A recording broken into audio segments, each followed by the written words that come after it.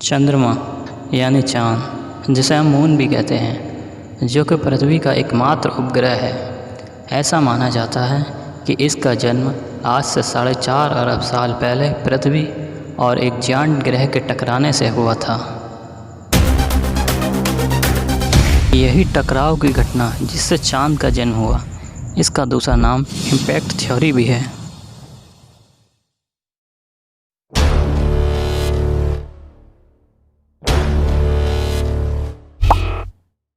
चाँद सौर मंडल का 5वां सबसे विशाल प्राकृतिक उपग्रह है। पृथ्वी से चाँद की दूरी 3,84,403 किलोमीटर है और पृथ्वी का द्रव्यमान चाँद की तुलना में 81 गुना ज़्यादा है और चाँद का व्यास पृथ्वी के व्यास का 1/4 है। इसीलिए छोटा होने के कारण चाँद पर गुरुत्व बल भी पृथ्वी के गुरुत्व बल का 1/6 लगता है, जिसकी वजह से अगर कोई व्यक्ति पृथ्वी पर 1 मीटर ऊपर कूदता है तो वो व्यक्ति गुरुत्व बल की कमी की वजह से चाँद पर 6 मीटर ऊपर कूद सकेगा। चाँद को पृथ्वी का चक्कर लगाने में 27.3 दिन लगते हैं और अपने अक्ष पर एक चक्कर लगाने में भी यही समय लगता है। इसीलिए चाँद का एक साइड ही हमेशा पृथ्वी की तरफ रहता है और वही साइड हमेशा देखा जाता है। चाँद का दूसरा साइड कभी भी पृथ्वी से नहीं देखा गया। इसी चीज़ को एक्सप्लोर करने के लिए अब साइंटिस्ट चाँद के अनएक्सप्लोर्ड साइड यानी कि दूसरे साइड पर भेजे जा रहे हैं, ताकि ये जानकारी मिल सके कि उस साइड आखिर क्या है। चाँद और पृथ्वी के आपस के अट्रैक्टिव फोर्स के कारण पृथ्वी अपने अक्ष पर घूमते हुए धीरे धीरे धीमी पड़ती जा रही है, जो कि आज भी जारी है। यानी हर 50,000 सालों में 1 सेकंड धीमी पड़ रही है और जिसके कंपेयर में चाँद की गति बढ़ रही है और धीरे धीरे चाँद पृथ्वी से दूर भी जाता जा रहा है।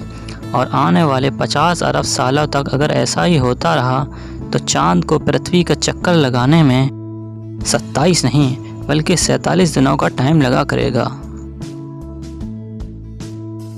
ये कुछ बेसिक जानकारी थी चाँद के बारे में और पृथ्वी और चाँद के कंपैरिजन के बारे में। और अब जानेंगे हम कि चाँद नहीं होता तो पृथ्वी पर और मानव जीवन पर क्या असर पड़ता।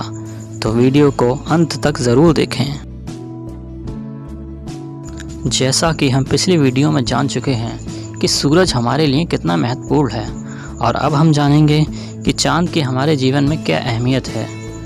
अगर चाँद चला गया तो पृथ्वी पर सारा गुरुत्वाकर्षण बल एकदम से कम हो जाएगा, जिससे पृथ्वी अपने अक्ष पर बहुत तेज़ी से घूमने लगेगी और दिन और रात बहुत तेज़ी से गुजरने लगेंगे। पृथ्वी पर दिन 24 घंटे की जगह 8 घंटे का रह जाएगा।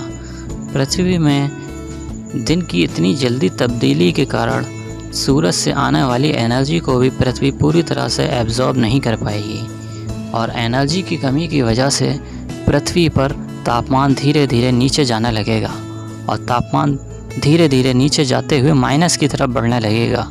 और जब तापमान माइनस में हो जाएगा तो पृथ्वी पर बचा हुआ सारा जल बर्फ़ बन जाएगा, जिससे जीवन की कल्पना मुश्किल हो जाएगी।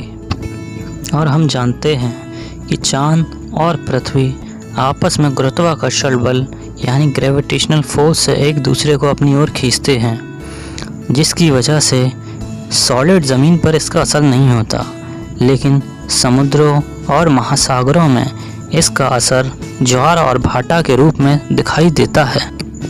सूरज के कंपेयर में चाँद पृथ्वी के पास है, तो चाँद का आकर्षण बल सूरज की तुलना में ज़्यादा है।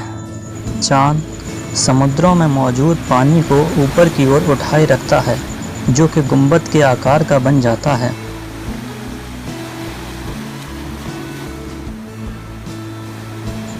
सूरज भी पृथ्वी के पानी को अपनी ओर उठाने की कोशिश करता है, लेकिन ये कम मात्रा में कर पाता है। और अगर चाँद गायब हो गया, जो पानी चाँद ने उठा रखा है वो पानी समुद्र तल के बराबर आ जाएगा, जिससे बहुत ज़्यादा बड़ी बड़ी लहरें उठेंगी, जिससे सुनामी आ जाएगी और पृथ्वी के तटीय हिस्सा लगभग समाप्त हो जाएगा। और हम जानते हैं कि पृथ्वी 23 डिग्री झुकी हुई है, ये भी चाँद के कारण ही होता है। और अगर चाँद नहीं होगा तो ये झुकाव भी ख़त्म हो जाएगा और मौसम का बदलना भी डिस्टर्ब हो जाएगा। और टेम्परेचर दोपहर में 80 डिग्री सेंटीग्रेड तक और रात में -8 डिग्री सेंटीग्रेड तक पहुंच जाएगा। और टेम्परेचर के ये बदलाव के कारण आम जनजीवन की कल्पना लगभग समाप्त हो जाएगी। अब चाँद के बारे में कुछ और महत्वपूर्ण तथ्य। चाँद पर करीब 1,81,400 किलोग्राम का मलबा है जो कि इंसानों ने छोड़ा है, जिसमें 70 से ज़्यादा स्पेसशिप और कुछ हज़ार सैटेलाइट्स हैं। चाँद पर ना वायुमंडल है और ना ही चुंबकीय क्षेत्र, जिससे चाँद पर हर चीज़ का वज़न पृथ्वी के वज़न का छठा हिस्सा है। यानी जो चीज़ पृथ्वी पर 60 किलोग्राम की है वो चाँद पर 10 किलोग्राम की रह जाएगी। और इसी वजह से चाँद के वातावरण में टेम्परेचर में उतार चढ़ाव भी देखा जाता है, जिससे चाँद का आसमान हमेशा काला दिखाई देता है। इसके अलावा चाँद के पहले यात्री Neil Armstrong and buzz Aldrin की भी काफ़ी चीज़ें चाँद की सतह पर मौजूद हैं। और चाँद पर एनवायरनमेंट अल्ट्रावायलेट है, जिससे चाँद पर लगाए हुए झंडों का रंग आज सफ़ेद पड़ चुका है।